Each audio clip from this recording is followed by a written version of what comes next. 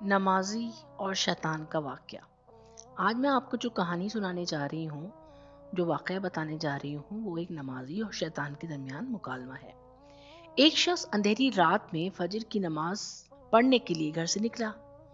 آپ کو پتا ہے نا کہ فجر کا وقت جو ہوتا ہے وہ بہت جلدی ہو جاتا ہے، تو تھوڑا سا اندھیرا ہی ہوتا ہے۔ تو وہ اندھیری رات میں نماز پڑھنے کے لیے گھر سے نکلا۔ اندھیری کی وجہ سے اسے ٹھوکر لگ گئی اور وہ منہ کے بل کیچڑ میں گر گیا۔ کیچڑ سے اٹھ کر وہ گھر واپس آیا اور لباس تبدیل کر کے دوبارہ مسجد کی طرف چل دیا۔ ابھی چند قدم چلا ہی تھا کہ دوبارہ اسے ٹھوکر لگی اور وہ دوبارہ کیچڑ میں گر گیا۔ کیچڑ سے اٹھ کر وہ پھر دوبارہ اپنے گھر آیا، لباس بدلا اور مسجد جانے کے لیے دوبارہ گھر سے نکلا۔ جیسے ہی وہ گھر سے باہر نکلا تو اس کے دروازے پر اسے ایک شخص ملا جو اپنے ہاتھ میں ایک روشن چراغ تھامے ہوا تھا۔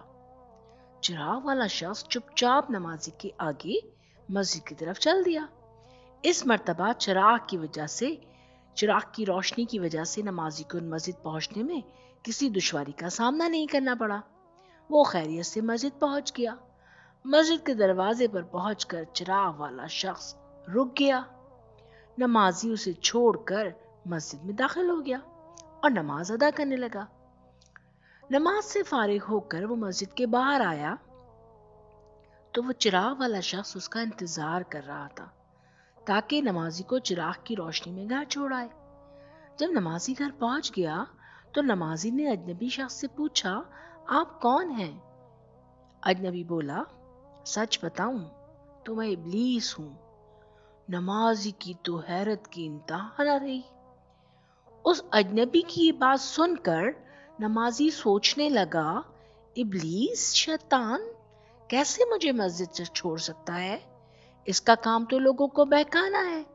تو اس شخص نے بڑی حیرت کے ساتھ ابلیس سے پوچھا، تجھے تو میری نماز رہ جانے پر خوش ہونا چاہیے تھا، مگر تم تو چراغ کی روشنی میں مجھے مسجد تک چھوڑنے آئے۔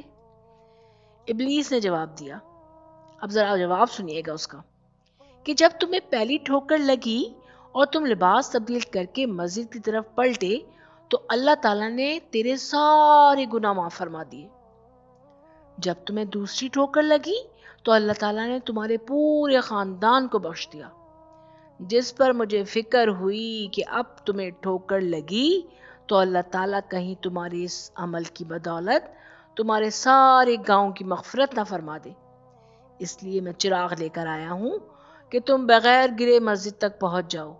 اس شخص نے جیسے ہی یہ بات سنی تو اس نے اللہ تعالیٰ کی بارگاہ میں اپنا سر جھکا کر اللہ کا شکر ادا کیا۔ تو پیارے بچوں، یہ دیکھا آپ نے رب کی شان، سبحان اللہ۔